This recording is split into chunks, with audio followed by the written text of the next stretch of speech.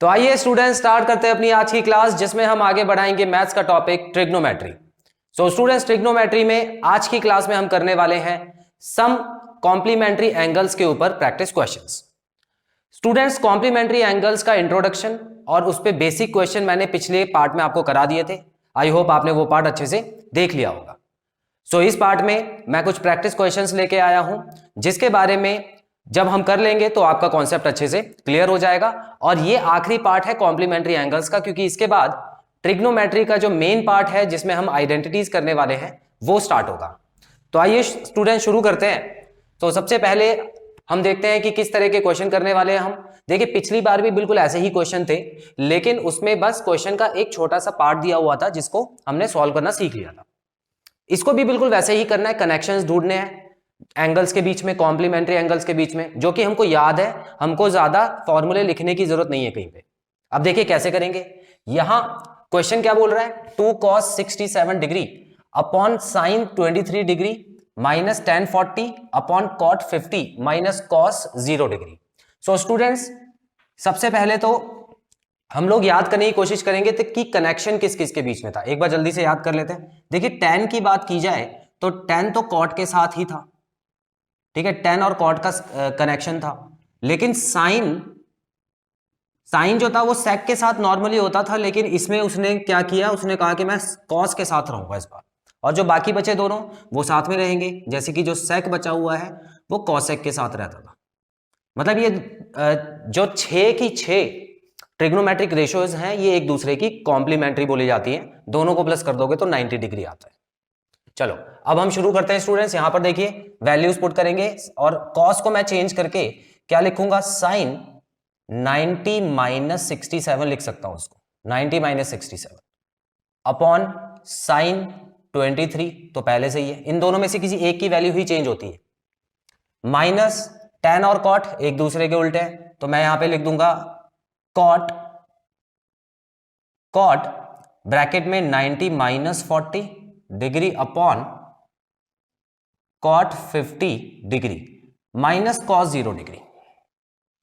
cos 0 degree क्या होता था स्टूडेंट्स, याद कीजिए। देखिए, साइन 0 डिग्री पे होता था 0, है ना। साइन 0 पे क्या होता था, 0 होता था। और cos जो हो गया वो साइन का उल्टा होता था।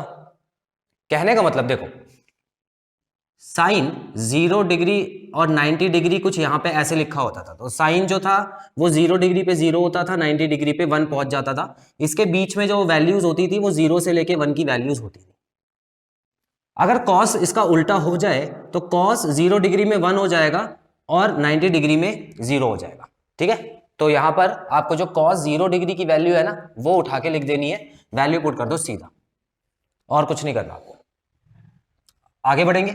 अब मुझे पता है कि ये हो जाएगा 2 sine 23 degree upon sine 23 degree minus cot 50 degree upon cot 50 degree minus 1 पहले का है, ठीक है। अब जो भी इसको इसमें से कट रहा है उसको काट देते हैं। देखिए ये कट के क्या हो गया, देखिए कटने के बाद 1 और 1 बचता है। ये चीज मैं आपको बार बार बताता हूं, यहां पर भी कटने के बाद 0 ना करके 1 और 1 ही होगा। अब देखिए यहां पर ये ऑल ओवर, जब ये 2 और 1 मल्टीप्लाई होंगे तो क्या हो गया स्टूडेंट्स, यहां पर तो 2 हो गया, माइनस यहां पर ऑल ओवर 1 रह गया और एक और 1 था यहां पर। सो 2 माइनस 2 हो गया, जो कि आंसर आ गया 0। तो स्टूडेंट, ज्यादातर अभी तक हमने क्या देखा, ऐसे क्वेश्चंस का आंसर 0 या 1 होता है, तो इसमें भी 0 आ गया, लेकिन हमेशा ऐसा जरूरी नहीं है। अगले क्वेश्चन में देखते हैं क्या है। सो स्टूडेंट्स, अगले क्वेश्चन में भी यहाँ पे आप देख सकते हैं cos 80 और sin 10 लिखा हुआ है। तो आपको पता है ये दोनों एक दूसरे के साथ रहते हैं कॉम्प्लीमेंट्री एंगल्स बना के।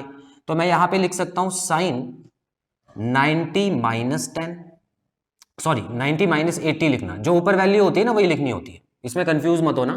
sin 10 आ गया नीचे, यहाँ पे डिग्री लगा देना। उसके बाद देखो यहाँ पर इन दोनों का कोई रिलेशन बनता है, देख लो कॉस और कॉसेक का कोई रिलेशन है, कॉस और कॉसेक का कोई रिलेशन नहीं है। फ्रेंड्स, यहां पर 59 ना होके 31 है, इसको करेक्ट कर लेना। अच्छा, अब इस क्वेश्चन में कुछ नया है। क्या नया है देखते हैं। देखिए cos 59 को तो मैं एज इट इज उतार लेता हूं। मुझे पता है कॉस और कॉसेक में कोई भी यहां पर रिलेशनशिप नहीं है, तो आगे कैसे बढ़े, देखिए cos 59 डिग्री तो हो गया। अब मैं क्या करूंगा, cosec को यहां पर लिख देता हूं। देखो cosec का उल्टा क्या होता है, cosec का उल्टा होता है sec, तो मैं इसको हटा के लिख सकता हूं sec 90 माइनस 31। इतना क्लियर। अब देखते हैं आगे क्या होगा, चलो इसको सॉल्व करते हैं। ये हो गया sin 10 और यहां पे हो गया sin 10 plus cos 59 as it is लगा देता हूं मैं, cos 59 डिग्री और sec 90 और 31 को अगर मैं सॉल्व करूं तो क्या आ जाएगा, sec 59। इतना क्लियर हुआ, ठीक है। तो मैंने यहां पर क्या किया था, यहां पे cosec था उसको हटा के यहां पे sec कर दिया, बताता हूं क्यों किया। पहले मैं इन दोनों को हटा के 1 लिख देता हूं क्योंकि ये तो कट गया, आधा काम तो मेरा खत्म हो गया। अब यहां पर 1 cos 59 पहले का था। अब ध्यान से देखो स्टूडेंट्स, cos और sec में क्या कोई रिलेशन था कभी, याद करो। इस एक्सरसाइज के बारे में बात नहीं कर रहा मैं, इससे पहले के टेबल्स के बारे में बात कर रहा हूं। और जब मैंने आपको जो ट्रिग्नोमेट्री का स्पेसिफिक एंगल का टेबल कराया था जिसमें 0 से लेके 90 डिग्री के लिखे थे सभी एंगल्स, तो उसमें मैंने आपको बताया था cos और sec के बीच में एक रिलेशन होता है कि ये एक दूसरे के उल्टे होते हैं, है ना। तो एक चीज देखो यहां पर मैं कैसे लिख सकता हूं स्टूडेंट्स, cos 59 तो मैंने एज इट इज उठा के लिख दिया, sec की जगह मैं 1 अपॉन cos 59 लिख सकता हूं, ठीक है ना, क्योंकि ये cos का उल्टा होता है। तो मैंने इसको हटा के 1 अपॉन cos, डिग्री सेम रहेगी क्योंकि डिग्री बिल्कुल सेम रखना आप 59। अब देखो क्या हुआ स्टूडेंट्स, यहां पर ये और ये भी कट गया, जो कि 1 बचा अभी भी, तो 1 प्लस 1 तो मेरा आंसर होता है 2। तो इसका आंसर आ गया, पहली बार कुछ नया आंसर आया हमारा, तो option number D correct answer है, ठीक है स्टूडेंट्स। तो यहां पर जो है ये इन्होंने एक जो बेसिक फॉर्मूला है वही यूज किया है जो इससे पहले वाली एक्सरसाइज में हमने किया था, ठीक है स्टूडेंट्स। स्क्रीनशॉट लीजिए फिर आगे बढ़ते हैं।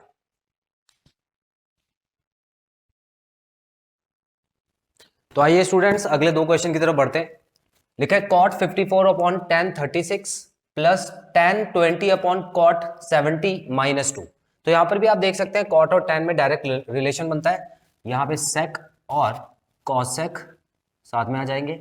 तो cot और tan में डायरेक्ट रिलेशन बनता है, तो मैं क्या करूंगा, cot को हटा के यहां पे tan 90 माइनस 54 लिख देता हूं और अपॉन में tan अपॉन 36 तो पहले से ही था, प्लस यहां पे tan को हटा के मैं cot 90 माइनस 20 लिख देता हूं अपॉन cot 70 माइनस 2। ये भी बहुत आसान क्वेश्चन बनता जा रहा है, आप देखोगे। अब मैं एक और स्टेप नहीं करके आपको डायरेक्ट ही समझा रहा हूं, आप वो खुद कर लेना।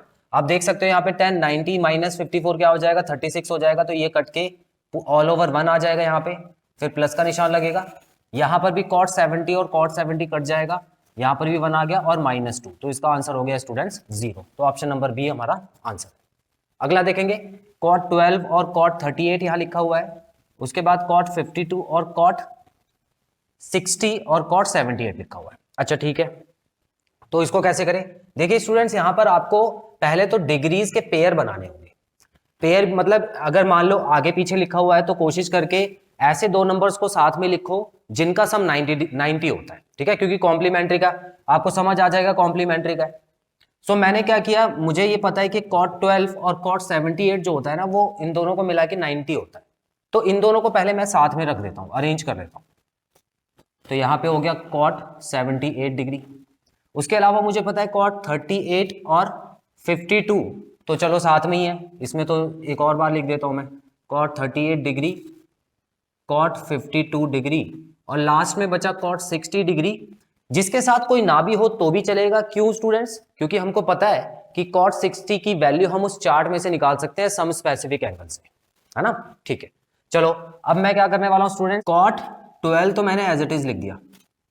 अच्छा ये cot 78 लिखा हुआ है, आप याद करो सम स्पेसिफिक एंगल्स पढ़ाते टाइम मैंने आपको बताया था कि cot का उल्टा जो होता है वो tan होता है, तो क्या मैं इसको ऐसे लिख सकता हूं 1 अपॉन tan 78, बिल्कुल लिख सकता हूं। अगला, ऐसा क्यों कर रहा हूं मैं, क्योंकि cot और cot तो साथ में रहेंगे तो डिग्री सेम नहीं आएगी कभी भी, तो काट नहीं पाओगे। तो मुझे डिग्री सेम करने के लिए कुछ ना कुछ तो करना पड़ेगा। अब मैं वही काम यहां पर भी कर रहा हूं, एक को कॉट में रखा, मल्टीप्लाई बाय इसको मैं 1/10 52 डिग्री कर सकता हूं, और एक कॉट 60 तो अलग से चले गई, कॉट 60। इतना समझ आया स्टूडेंट्स आपको? अब क्या करना है देखो ध्यान से, चलो एक स्टेप और यहां पे कर देता हूं, थोड़ी जगह कम है लेकिन समझ आ जाएगा आपको। यहां पे कॉट 12 डिग्री लिखा है, अपॉन में ये 1078। देखो अब मैं क्या कर रहा हूं, 1078 की जगह मैं क्या लिख सकता हूं, कॉट 90 माइनस 78 लिख सकता हूं ना, इस वाली थ्योरम के हिसाब से। तो यहां पे मैंने लिख दिया कॉट 90 माइनस 78, तो जो हो गया कॉट 12, ये लो इसके नीचे आ गया कॉट 12 मल्टीप्लाई बाय, यहां पे लिखा है कॉट 38।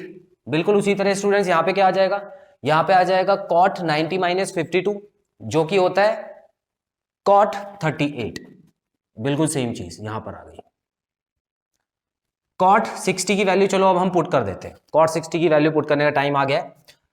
सो कॉट 60 के लिए चलो मान लो कि मुझे याद नहीं आ रही क्या है, ठीक है, वैसे तो अभी तक मुझे साइन और कॉस वगैरह की ये वैल्यू याद होनी चाहिए, लेकिन मुझे याद नहीं आ रही तो मैं क्या करता हूं, हेल्प ले लेता हूं। 60 डिग्री की बात हो रही है ना, 60 डिग्री की, ठीक है। अब देखो सबसे पहले मुझे पता है साइन, साइन और कॉस से सब कुछ आ जाता है, आपको पता है ना, साइन और कॉस से सब कुछ आ जाता है। तो साइन 0 में 0 था, उसके बाद 1/2 था, ये 30 डिग्री में था, उसके बाद 1/√2 ये था 30 के बाद 45 डिग्री में, उसके बाद 60 डिग्री में क्या था, √3/2, और उसके बाद 90 डिग्री में था 1। ये इतना तो याद है आपको।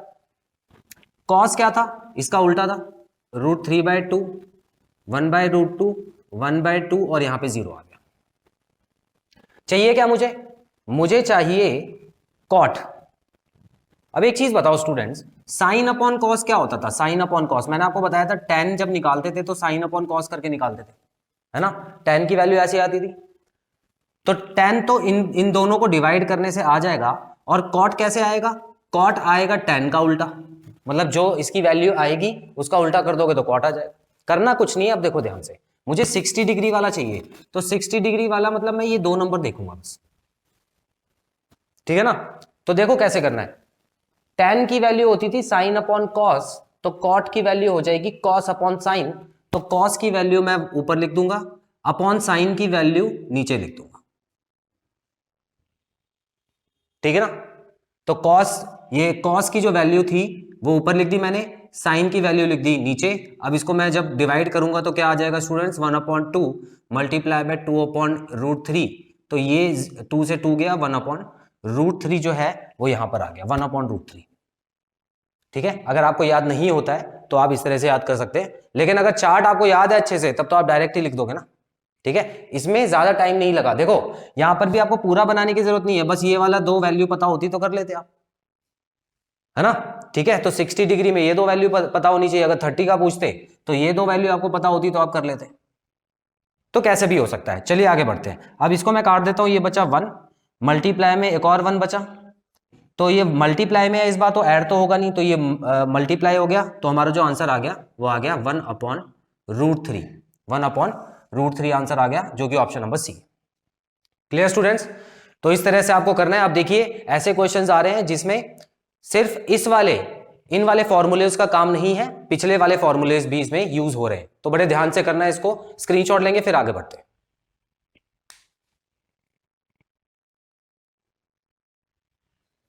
तो आइए स्टूडेंट्स बढ़ते हैं अगले 2 क्वेश्चन की तरफ, और ये एग्जाम में पूछे जाने वाले ज्यादातर क्वेश्चंस में से एक है। तो आप देख सकते हैं स्टूडेंट्स, इफ tan 2 थीटा, तो यहां पे थीटा करके वैल्यू दी हुई है, is equal to cot theta plus 6। तो थीटा जहां पर भी होता है स्टूडेंट्स वहां पर हम एंगल लगाते हैं। तो कहने का मतलब जैसे अलजेब्रा में जब हम अज्यूम करते हैं कोई चीज मानते हैं तो एक्स मानते हैं, अलजेब्रा में एक्स मानते हैं, तो ज्योमेट्री में एंगल्स के लिए हम थीटा मानते हैं। अब देखिए आगे देखते हैं, यहां पर ये 2 वैल्यू इक्वल तो दी हुई है, where 2 theta and theta plus 6 are acute angles. अच्छा इन्होंने ये वाली लाइन क्यों दी है, इसका मतलब क्या है, हालांकि इसका कोई यूज नहीं है, लेकिन ये समझाने के लिए दी है कि ये दोनों एंगल ही एक्यूट एंगल है, और एक्यूट एंगल होता है 90 डिग्री से कम एंगल। ठीक है ना। देखो अक्यूट एंगल जब भी होगा ना तो वो 90 डिग्री से हमेशा कम होगा, तो ये 90 डिग्री से कम लिखा हुआ है। अब 90 डिग्री से कम कौन से स्टूडेंट्स, हमने जितने भी अभी तक एंगल पढ़े हैं वो 0 डिग्री वाला पढ़ा है, 30 डिग्री वाला पढ़ा है, 45 डिग्री, 60 डिग्री, उसके बाद 90 डिग्री। ये लो, मतलब जितने भी एंगल्स हमने पढ़े हैं वो 90 डिग्री से कम वाले या 90 डिग्री तक ही तो पढ़े। तो इसका मतलब ये बताना चाहता है अगर ये लाइन नहीं लिखते तो इसमें वो वाले एंगल्स भी आ जाते जो अभी तक हम लोगों ने नहीं पढ़े, जो आपके हायर क्लासेस में आते हैं, वो इन एग्जाम्स में नहीं पूछे जाते। Clear students? चलिए, तो अब मुझे इतना समझ आ गया है कि ये जो कॉन्सेप्ट है इस लाइन की वजह से ये बन गया है सिंपल कॉन्सेप्ट। अब मैं इसको सॉल्व करना शुरू कर सकता हूं। मुझे क्या बताना है, फाइंड थीटा। और यहां 90 डिग्री से कम का मतलब ये भी हो सकता है कि ये जो हमने रिलेशनशिप्स निकाले थे ये भी तो 90 डिग्री से कम ही थे ना, दोनों एंगल। याद करो, दोनों को मिला के 90 डिग्री होता था, तो कॉम्प्लीमेंट्री एंगल हो गए। तो मैं ये वाली रिलेशनशिप्स भी यूज कर सकता हूं यहाँ पे। अब देखते हैं कैसे होगा। सबसे पहले मैं जो लाइन गिवन दी हुई है वो लिख देता हूं, is equal to cot 0 + 6 degree. अब मैं यहां इसको चेंज करने की कोशिश करता हूं स्टूडेंट्स। चेंज कैसे होगा, tan का उल्टा होता है कॉट, ब्रैकेट में मैं लिख सकता हूं 90 - 2 थीटा। ये तो मैंने नॉर्मल काम किया, कुछ नया तो नहीं किया ना। Is equal to cot theta + 6, इसको ऐसे ही लिखेंगे क्योंकि हमेशा जब भी चेंज करते हैं तो एक ही चीज को चेंज किया जाता है। अब देखिए यहां पर मैं क्या लिख सकता हूं स्टूडेंट्स, अब देखिए अब लिखना कुछ नहीं आपको, कॉट यहां आ गया, कॉट यहां आ गया, बीच में इक्वल टू का निशान लगाए तो इसका मतलब क्या हो गया, ये कट सकता है। दोनों मल्टीप्लाई में भी है, देखो एक दूसरे से मल्टीप्लाई में है ना, ये यहां पर मल्टीप्लाई में है, ये यहां पर मल्टीप्लाई में है। तो अगर ये कॉट को यहां भेजोगे तो यहां नीचे जाएगा तो कट जाएगा, बचा क्या 90 + 2 theta is equal to theta + 6। Equation बन गई, सॉल्व कर दो, थीटा का आंसर निकल जाएगा। अब देखिए यहाँ पे माइनस आएगा, हाँ थोड़ा सा गलत हो गया, ये 90 है, ये थीटा भी नहीं है, ठीक है, तो यहाँ पे 90 आएगा। चलिए अब देखिए यहाँ पर ये वाला जो 6 है वो यहाँ पे आके माइनस कर देता हूं मैं, तो 90 में से 6 गया तो 84 बचा। 2 थीटा को वहां पे ले जाके प्लस कर देता हूं तो ये हो गया 3 थीटा, और 3 को जब 84 से मैंने काटा तो 2 और 8, तो थीटा की वैल्यू आ गई 28। थीटा की वैल्यू क्या आ गई 28। बहुत सिंपल क्वेश्चन है, ऑप्शन नंबर सी। देखने में मुश्किल लग रहा था लेकिन उतना मुश्किल है नहीं। ये वाला क्वेश्चन देखेंगे स्टूडेंट्स, tan A और cot B आपको बराबर दिया हुआ है क्वेश्चन में, ये दोनों बराबर है, तो आपको बताना है A + B की वैल्यू। देखते हैं स्टूडेंट्स, तो मैं लिख देता हूं यहाँ पे tan A is equal to cot B।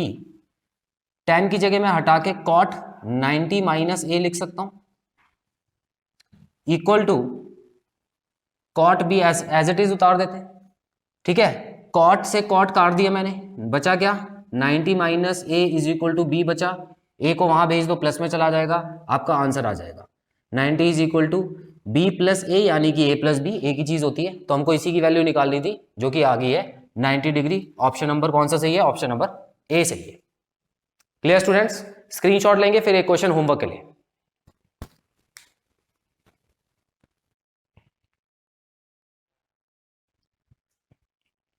So students आप देख सकते हैं क्वेश्चन नंबर 7 मैंने लिख दिया है जो कि आपका होमवर्क है। इसको अच्छे से पढ़िए, समझिए और इसको सॉल्व करने के बाद आंसर कमेंट बॉक्स में जरूर मेंशन कीजिए। सो स्टूडेंट्स यहां पे खत्म करते हैं हमारी ये क्लास। कॉम्प्लीमेंट्री एंगल्स के ऊपर जितने भी प्रैक्टिस क्वेश्चंस बनते थे एग्जाम पॉइंट ऑफ व्यू से वो मैंने आपको करा दिए हैं। सो अगली क्लास में हम सबसे इंपॉर्टेंट चीज करने वाले हैं जिनको बोलते हैं trigonometric identities. So students I hope आपको वीडियो बहुत अच्छे से समझ आई और कोई भी डाउट नहीं है। बहुत जल्द मिलते हैं अपनी अगली क्लास में। Till then, take very good care of yourselves. Have a nice time. God bless you. Bye bye.